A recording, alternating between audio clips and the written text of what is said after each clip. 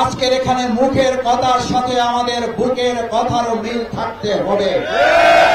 আমরা এখানে একটা কথা বলে যাব, আবার বাইরে গিয়ে আমরা কাজের মাধ্যমে দেখাবো যে না, জাতীয় পার্টিকে আমরা নিষিদ্ধ করতে চাই না।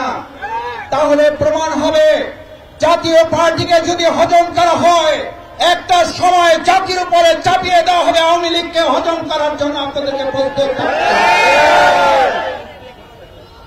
আমার ভাই এবং বন্ধুগণ, নূরকে যারা হামলা করেছেন, আমাদের মাথায় রাখতে হবে নূরের অনুসারী এবং নূরের অগ্রগামীরা এখানে আছেন। আজ নূরকে আক্রান্ত করে যদি তারা বার পেয়ে যায়, শফিকুল ইসলাম মাসুদ সহ আজকের এখানে সমিতির নেতৃবৃন্দ মাথায় যেন রাখে, আপনাদেরকে রক্তাক্ত হওয়ার জন্য প্রস্তুতি নিতে হবে।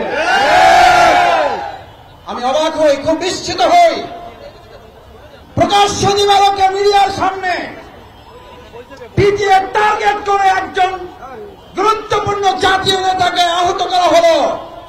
তার জন্য আপনারা যে কমিটি করেন, আমার আপত্তি নাই, কিন্তু এতদিনে সেই মিডিয়ার সামনে চিহ্নিত লোকগুলো গ্রেপ্তার না হওয়া শুধু অশনি সংকেত নয়, এই জুলাই যোদ্ধাদেরকে রীতিমতো অপমান এবং লাঞ্ছিত করার সামনে আপনারা নূরকে আঘাত করেন নাই, আপনারা আবু সাইদ মুক্তার পরিবারকে আঘাত করেছেন।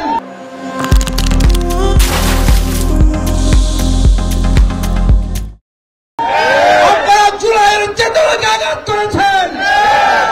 আমি বক্তব্য শেষ করতে চাই একটা কথা বলে, আজ নূরকে আঘাত করার মধ্য দিয়ে প্রশাসন যদি এটা প্রমাণ করে তারা একটা প্রোগ্রামের নিরাপত্তা দিতে পারে না, আমি আমার সামনে উপস্থিত ভাই বন্ধুদের জিজ্ঞেস করতে চাই, তারা আগামী দিনে অবাধ সুষ্ঠু নিরপেক্ষ নির্বাচনের জন্য লক্ষ লক্ষ কেন্দ্র পাহারা দিয়ে আওয়ামী দোষর মুক্ত করতে কি তারা সক্ষম হবে?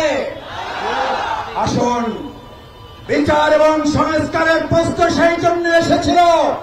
আজ এখানে বক্তব্য দেওয়ার কথা ছিল শেখ হাসিনার বিচারের দাবিতে, অথচ আজ আমাদের কথা বলতে হচ্ছে নূরের পরে হামলাকারীদের বিচারের কথা বলতে।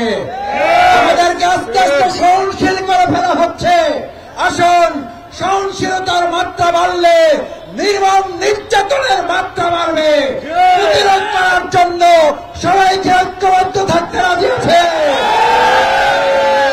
সে আহ্বান জানিয়ে আমার কথা শেষ করছি। আল্লাহ হাফেজ।